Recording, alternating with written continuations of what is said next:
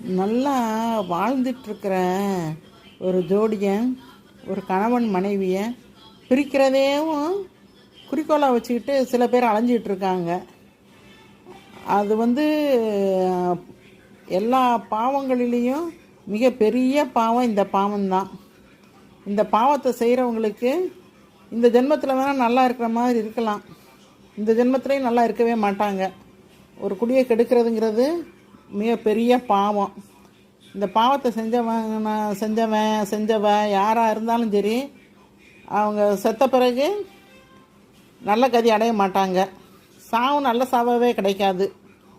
மேலோகத்துக்கு போன உடனே யமதர்மராஜா அங்கே ஒரு எண்ணெய் சட்டியில் போட்டு அவங்கள நல்லா வதக்கி எடுப்பாங்க. இந்த இதெல்லாம் தெரியாமல் பின்னாடி போய் நரகத்தில் போய் என்ன அவதிப்பட போகிறோன்னு தெரியாமல் இந்த ஜென்மத்தில் பாவம் செஞ்சிட்ருக்கு